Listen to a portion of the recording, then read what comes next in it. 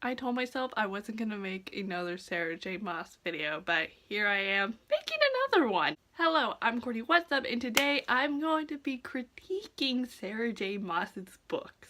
So a couple months back, I saw Jenna Claire K do a video like this, and I really liked it. Like, I agreed with a lot of things she said, and it was just very, very good. I'll link her video in the description box down below. But after watching her video, I was inspired to do something like this, but I kept putting this video idea off because I don't like getting into controversy, I don't like drama, I like to stay out of it like as far as possible. I don't like it.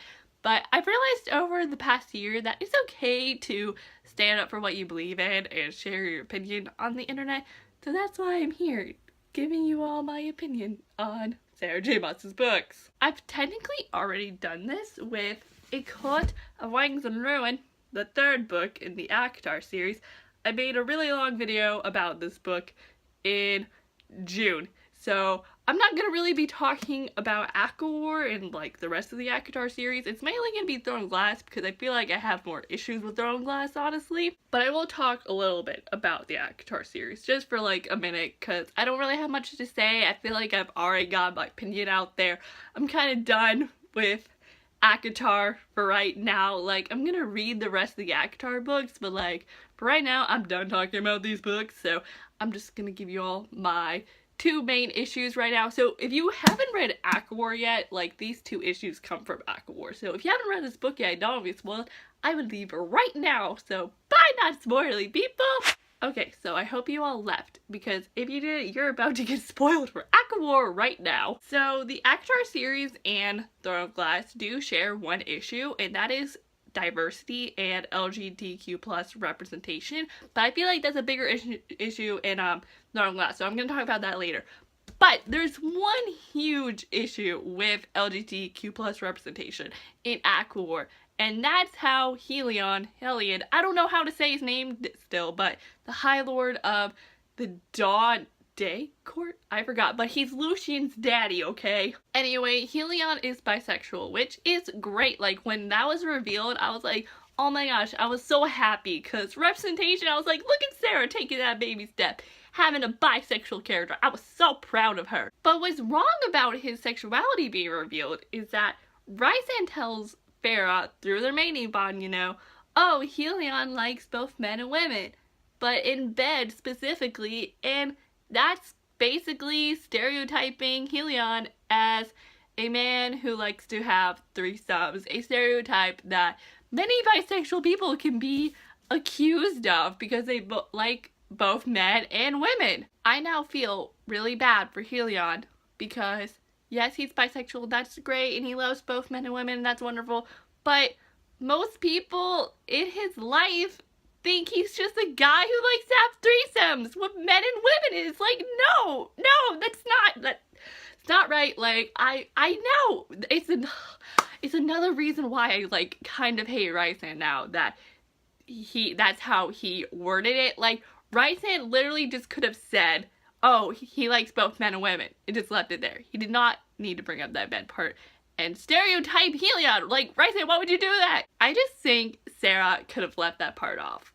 And I don't know if she was intentionally saying, oh, he likes threesomes, it was forcing that stereotype onto him, or if it was an accident. Like, she could have just cut that off. We didn't need to know that, okay? Like, no, why would you do that to Helion? And speaking of Rhysand, my other big issue has to deal with him. You know, if you watched my ACOTAR reaction video, that will be linked in the description box down below, that's like my big rant video, I talked a lot about how much I disliked Rhysand in this book. I have so many issues with him when it comes to ACOTAR. A lot of people say that Farah and Rhysand acted differently in this book, but I feel like Farah's pretty the same. Like, yeah, she's different because, oh, she's now the High Lady of the Night Court, but I feel like she's pretty the same. Like, I don't really have any issues with her when it comes to ACOTAR, but with Rhysand on the other hand, I'm just like,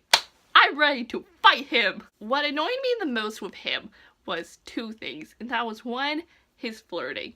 His flirting in this book is so smutty, and it made me feel so uncomfortable. It didn't feel like him. Like, the flirting in ACOTAR is just so cute and adorable. It's like, oh my gosh, I love them. Like, I love their relationship in ACOTAR. It's so cute. But then you get to this, and it's just like smut scene after smut scene. I was like, ooh, no, I don't like this. I cringed. I was very uncomfortable during those moments. It's just that he's so romantic in ACOTAR. Like, what he does for her is so cute. I'm just like, oh my gosh, I love it. I love it. But then you get to this, and it's just smut everywhere. I don't like it. No, Rhysand, what you doing? Like, stop. And the other thing that annoyed me with him, which this now annoys me whenever any character does this, but Rhysand the whole entire time in ACOTAR is just like, oh, I gotta die. I gotta sacrifice myself to win this war. And it's like, no you don't. You do not have to do that, buddy. You can find another way. I just think so many characters in books believe that if they want to win, they have to die. And it's like, no, you don't. There are literally so many different ways you can win this war. No one has to die. I mean, people are going to die, obviously, but, like, you don't. Like, you don't have to sacrifice yourself. Like, Rhysand says that. Elaine from Throne of Glass says that. Oh, don't even get me started on that. Even Percy Jackson does that. He is always ready to sacrifice himself. And it's like, no, you can find another way. You don't have to die. Oh, that gets on my nerves. Anyway, I think that's all I have to say for ACOTAR, mainly ACOTAR, for right now. But I will be mentioning some stuff later on. Now, let's talk about Throne of Glass. So the first thing I want to talk about is the lack of diversity and LGBTQ+ representation in the Throne of Glass books. I'm a huge supporter of these two things, especially when it comes to LGBTQ+ representation. Like, I support that community. I love them. They're great. But Sarah's books lack this a lot. Do people not realize that the first LGBTQ+ character came in this book? It's Rowan's cousin. He's the first gay character in the Throne of Glass series. 5th book, you guys. That's not good. I can't remember Rowan's cousin's name, but we meet his cousin in Empire Storms. And it is revealed that his cousin is married to another Fae male, and they're also mates. So that confirmed same-sex mates, which was great. Like, when that was revealed, I was like, yes! I was so happy. I wanted to cry. It was so beautiful. But what made me upset was that 5 books in, we're now just seeing this. Like, this is now just being confirmed. We're now just seeing a gay character, and it's like, what? And then there's the lack of diversity, which, yes, I know, there's Nehemia, who I loved so very much, but Nehemia is dead now, and there honestly hasn't been any people of color since her, not that I can think of, or people that are important at least. Like, everyone's white in Throne of Glass.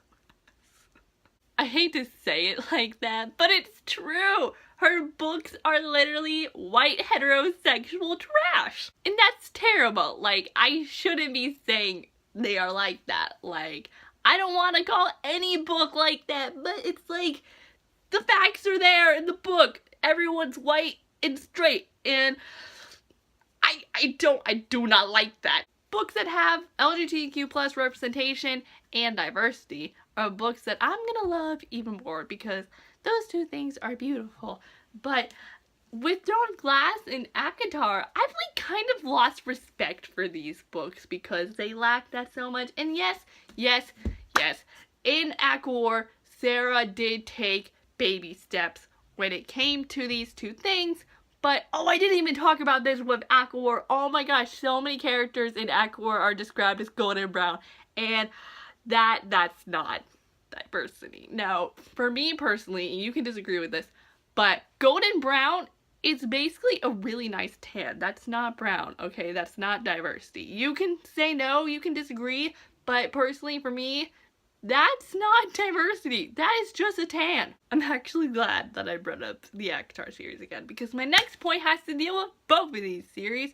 I I feel like there are characters in both of these series that are being forced to be heterosexual when they're actually not. I personally think that Manon is bisexual and should be with a girl. Sorry, Dorian, but that's how I feel. I definitely think Lysandra is a lesbian. I don't know what this Lysandra and Aegon thing's going on. That's gonna be my next point. And then Amren from the ACOTAR series, I was so hardcore thinking that she was asexual, but that idea was just smashed in ACOTAR because she ended up with Varian, which was nice. I was happy for her, but I was just like, this could have been such a good opportunity to have an ace character, but no, Sarah's making her straight. So speaking of Lysandra and Aegon, this is like one of my biggest issues when it comes to Throne Glass, because I do not like this ship at all, and I do not like Aegon. I hate him so much. Okay, I wouldn't say I hate him, but like I really don't like him. Aegon gets mad over like every little thing, and it's so annoying. It's like, dude, this is life, this is war, just accept it, move on. He's just yelling all the time, and it's so stupid. And then with the Aegon and Lysandra situation, you know, I just said I feel like Lysandra's a lesbian.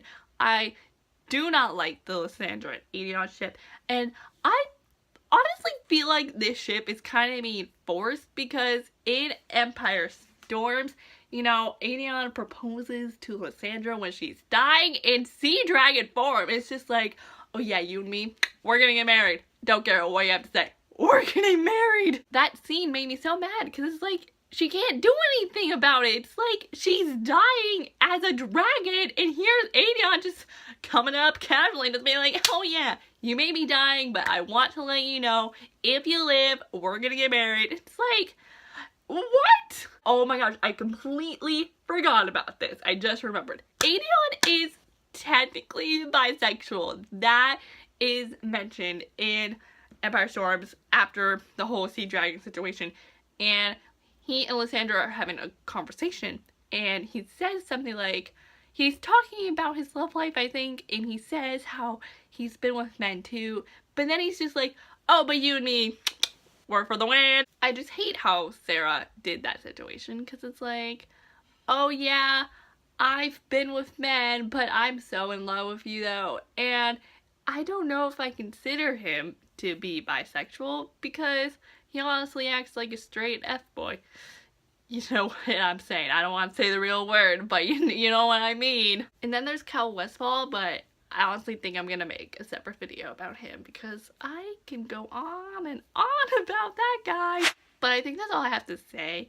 But I will say that I'm gonna keep reading her books because Sarah does take a lot of risk, I guess I would say, when it comes to her plot. Like, she's pulled a lot of things that I've never seen other authors do before, and I just respect that.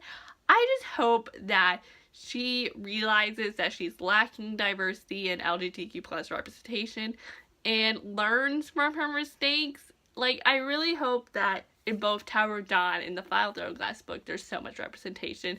Like, I really want that. I hope you all enjoyed this video. Please let me know your opinions in the comments down below. Agree with me, disagree with me. All I ask is that you respect what I say and we can have a mature, respectful discussion in the comments down below, and I would love to know your opinions. So thank you all so much for watching this video, and I'm Cordy. I'll see y'all next time with a new video soon, so I will see you then. So bye!